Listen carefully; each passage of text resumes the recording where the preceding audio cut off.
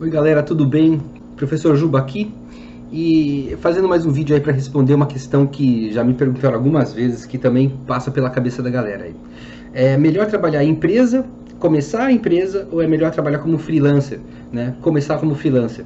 Você que já está numa empresa já meio que sacou como funciona a coisa, né? Eu preparei uma tabelinha aqui que fala dos prós e dos contras justamente de trabalhar em empresa e de trabalhar como freelancer, tá? Então vamos dar uma olhadinha. Então vamos falar um pouco sobre os prós de trabalhar em empresa.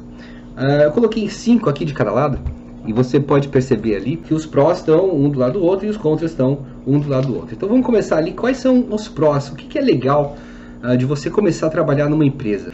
Você pode aprender muito com colegas de trabalho e sobre como funciona o mercado. Então isso é muito verdade. Se você não entende nada no mercado de trabalho, nunca trabalhou numa empresa, nunca trabalhou como desenhista ou ilustrador, né? Se você entrar numa empresa, você vai começar a entender muito bem como que funciona tudo isso, né? Segundo ali, a segurança, né? O salário garantido todo mês, sem preocupações de como pagar suas contas. Quer dizer, sem preocupação, nem tanto, né? Mas tá ali, você tem o 13º, né? Se você é despedido, você ainda tem alguma garantia. Então isso também é uma coisa legal. Você passa a ter um maior vínculo social com as pessoas da mesma área que a sua. Isso é muito verdade.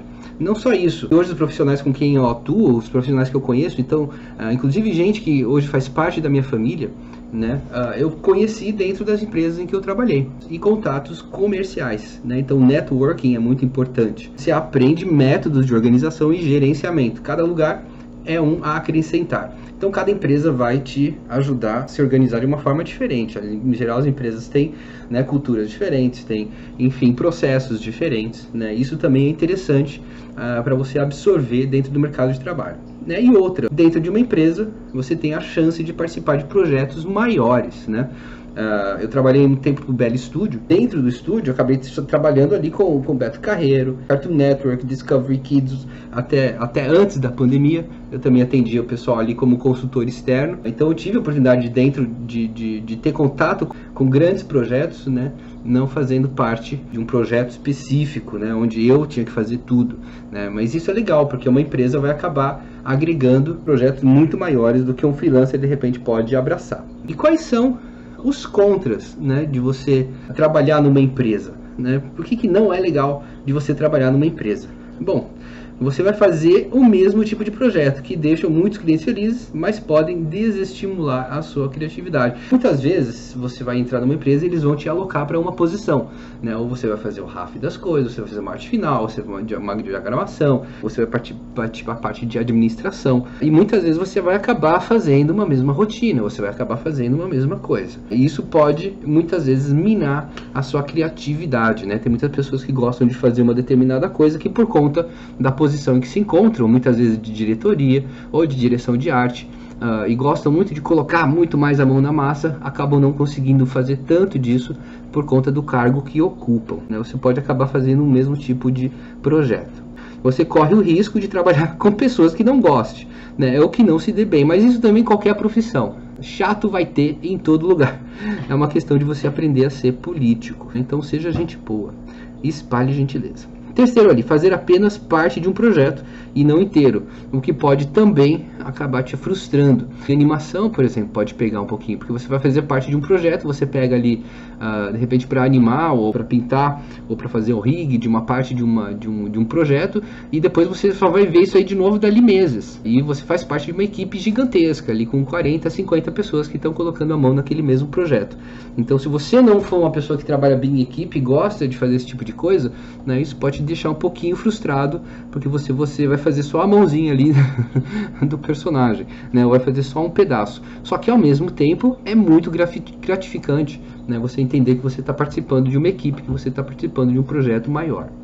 Os horários, né? Muitos chefes são intolerantes e exigentes com faltas e atrasos, mas isso é uma questão pessoal, né? Então, se você tem horários a cumprir, em geral a empresa vai cumprir um horário comercial. E por último ali, pode ocorrer um conflito entre o seu propósito como artista e o propósito de sua arte como produto.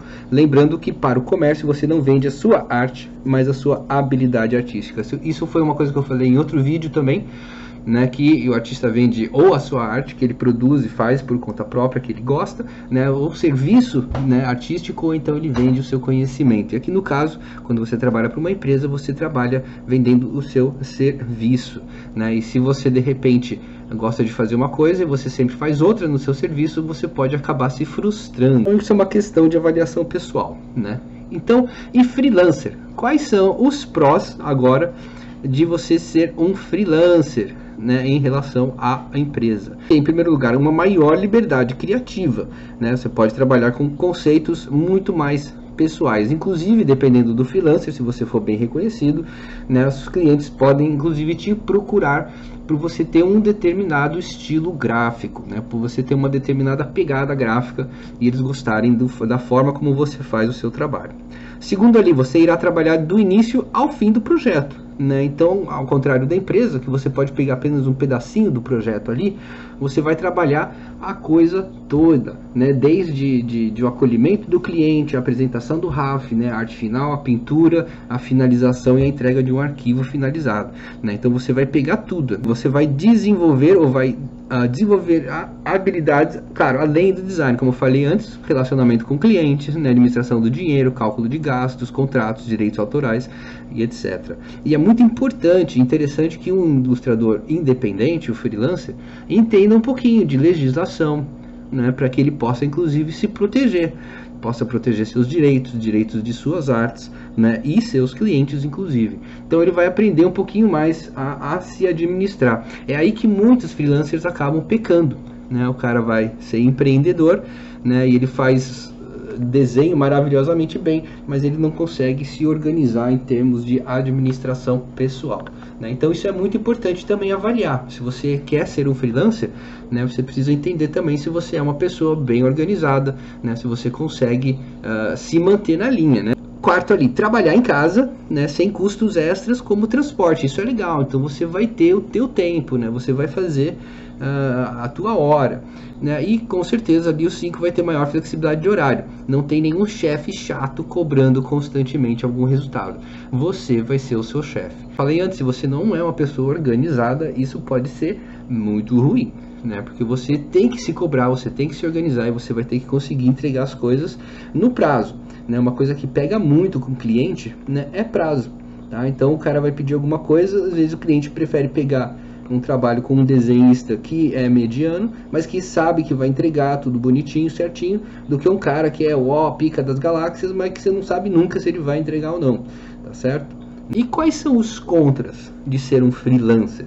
Bom, começa que ali, como um salário você não tem, né? Você não tem benefícios, não tem férias, não tem salário, etc, etc. Então, o último ponto ali de freelancer, né, dos prós, e você ser organizado, você vai ter que ser organizado também com isso, né? Porque você vai ter que medir quais são os trabalhos que você vai fazer e como que você vai dividir, né, o seu rendimento aí durante o seu ano.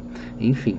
Você pode ter períodos, inclusive ali número 2, com menos jobs, com menos trabalho, que podem deixar qualquer um de cabelo em pé, com certeza, né? Agora então, em tempos de pandemia, muitas coisas estão mudando, né? E alguns ilustradores se veem sem trabalho, mas isso é uma coisa que você deve também avaliar, né? Como é que você vai se organizar para entender que você vai ter períodos que você não vai ter trabalho, né? E muitas vezes ali no 3, finais de semana e feriados valerão como um dia comum de trabalho, isso é muito verdade. Como acontece comumente de você de repente não trabalhar durante um dia da semana, para que você possa resolver suas coisas pessoais, ir para um banco, né, ver clientes e coisas dessa natureza, você acaba trabalhando mesmo muitas vezes no final de semana ou no feriado, né?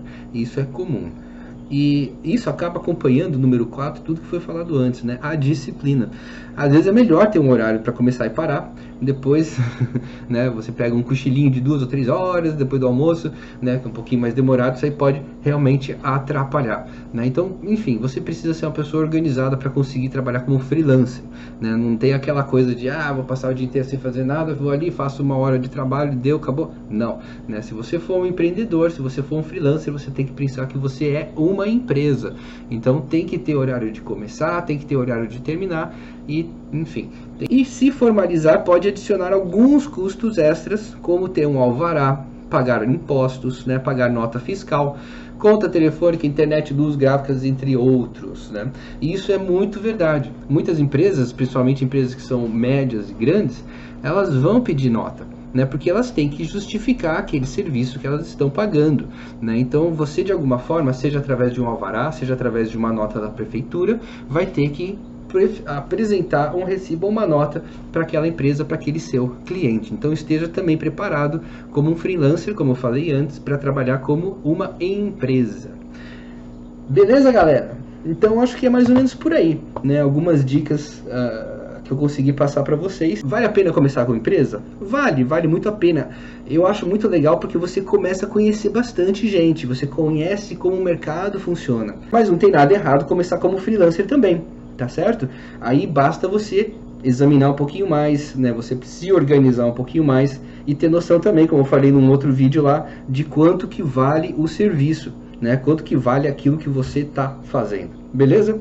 Eu espero que isso aí tenha ajudado. Falou, se você gostou, compartilhe, dê um like aí, siga-nos e um abraço, dê um oi no direct. Fui!